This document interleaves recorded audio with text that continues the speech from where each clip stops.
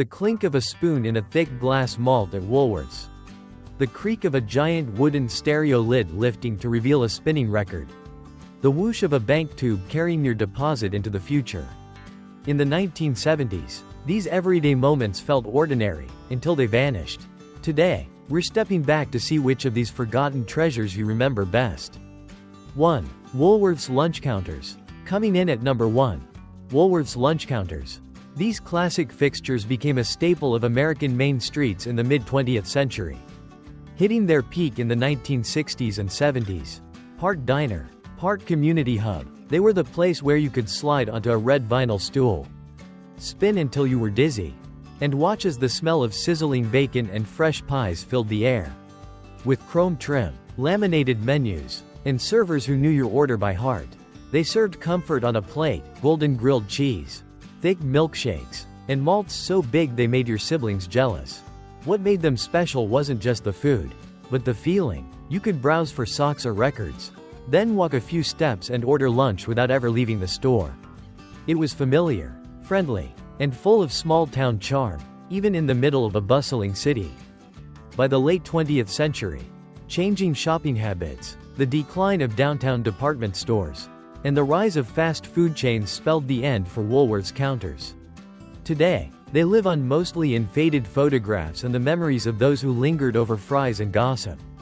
For many, they weren't just a place to eat, they were a place to belong. 2. Paper gas station road maps. Coming in at number 2. Paper gas station road maps. In the 1970s, before GPS and smartphones, these folding marvels were your ticket to anywhere. You'd pick one up for free at a gas station, usually handed over by an attendant who looked like he could also fix your carburetor. Unfolding it felt like opening a treasure map, blue highways, red routes, and tiny black dots marking towns you'd never heard of. They were both beautiful and frustrating. Stretching them out across the dashboard turned your car into a makeshift command center, with one person driving and another trying to figure out which squiggly line led to the diner you passed an hour ago. Folding them back up was a lost art.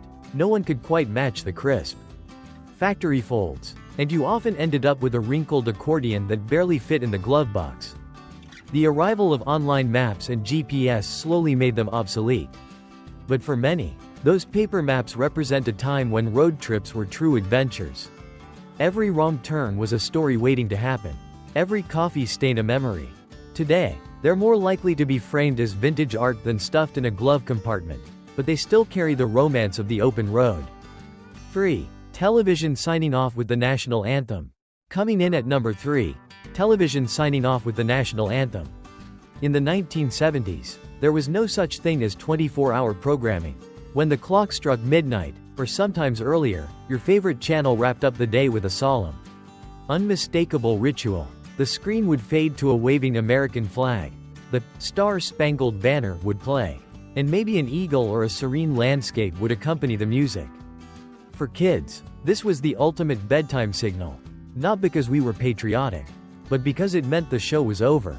The screen was turning to snow, and our parents were telling us to head to bed. The static that followed, loud, fuzzy, and oddly comforting, might stay on all night if someone forgot to turn off the TV. It was a shared national moment, a kind of polite, good night, from the broadcaster to the viewer. By the late 1980s and early 90s, round-the-clock programming and infomercials replaced the sign-off, erasing that nightly pause. Today, the idea of a TV that goes to sleep feels almost foreign. But for those who grew up with it, that anthem was the sound of an era closing its eyes. 4. Metal ice cube trays. Coming in at number 4. Metal ice cube trays.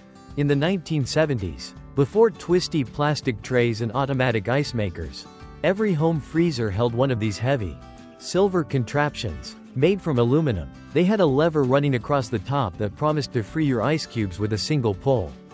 In reality, it was more of a battle. You'd grip the cold metal, yank the handle with all your strength, and brace yourself for the sharp crack as the cubes finally broke free, if they did at all. These trays were unforgiving. Your fingers stuck to the freezing surface. The lever snapped back to smack your knuckles, and half the cubes shattered or clung stubbornly in place. Yet there was something satisfying about the ritual. The clinking sound of ice tumbling into a glass meant a soda on a hot afternoon. Or a special dessert when company was over. They eventually disappeared as plastic trays. Ice dispensers and crushed ice buttons made life easier and safer. But for those who remember, metal trays were more than just kitchenware. They were a test of patience, resilience, and the willingness to risk a frozen fingertip for the reward of a perfectly chilled drink. 5. Giant wooden console stereos. Coming in at number 5. Giant wooden console stereos. In the 1970s, these were the crown jewels of the living room, massive, coffin-sized cabinets with polished wood finishes and beige fabric speaker covers. They weren't just music players, they were furniture, often doubling as plant stands, photo displays, or even TV bases. Lifting the heavy lid felt ceremonial, revealing a turntable nestled beside an AM/FM radio and, if you were lucky, an 8-track player. The sound was warm, rich, and powerful enough to make the couch vibrate. Parents would adjust the needle with surgeon-like precision, then blast Neil Diamond or Fleetwood Mac while telling you to turn it down, without the slightest hint of irony. Over time, the rise of compact stereo systems and, later, digital music made these wooden giants impractical.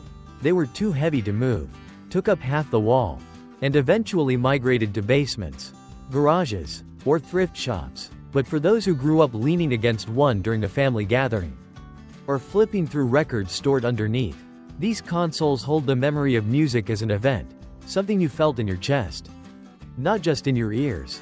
6. Fruit stripe gum. Coming in at number 6. Fruit stripe gum.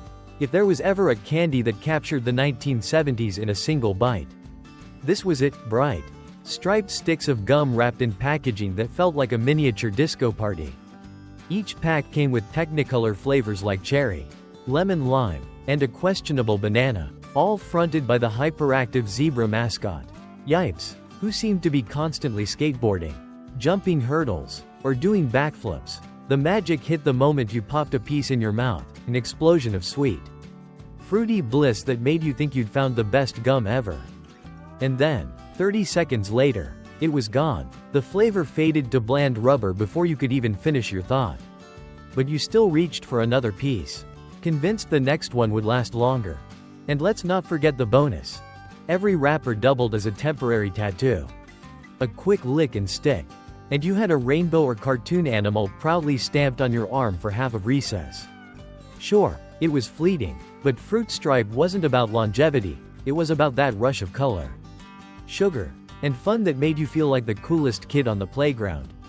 7. Emergency Broadcast System Test. Coming in at number 7. The Emergency Broadcast System Test. For kids in the 1970s, nothing could jolt you out of your Saturday morning cartoons faster than that sudden, piercing tone. 1 second you were deep into Scooby-Doo. The next your screen cut to a black and white slide with ominous text and a robotic voice calmly declaring, "This is only a test." Even though it said it was just a drill, that sound carried a kind of cold dread. It was sharp enough to make you freeze mid-bite of your cereal, half expecting an announcement about tornadoes, nuclear war, or the end of the world. Parents would glance at the screen, shrug, and go back to their coffee. But for a kid, those 60 seconds felt like forever. The system was there to reassure the public that the government could reach everyone in case of a real emergency. But its unnerving tone, combined with the stark visuals, made it unforgettable. By the late 1990s, it evolved into the emergency alert system, with softer graphics and digital signals. Still, nothing quite matches the heart-pounding mix of confusion and fear those old tests inspired in living rooms across America. 8. Saturday Morning PSA Cartoons. Coming in at number 8. Saturday Morning PSA Cartoons. In the 1970s, your favorite animated lineup wasn't just about mystery-solving dogs or superhero battles. It also came with a side of moral lessons. Between episodes, quick, quirky public service announcements would pop up, delivering advice on everything from eating a healthy breakfast to avoiding strangers. Characters like Timer, a yellow, cowboy hat-wearing blob, might sing about the virtues of cheese sticks, while another animated spot warned you not to drown your food in gravy.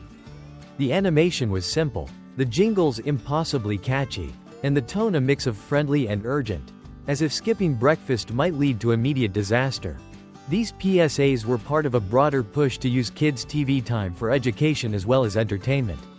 Sometimes they were genuinely helpful, teaching safety tips or nutrition facts. Other times, they were just bizarre enough to stick in your head for decades.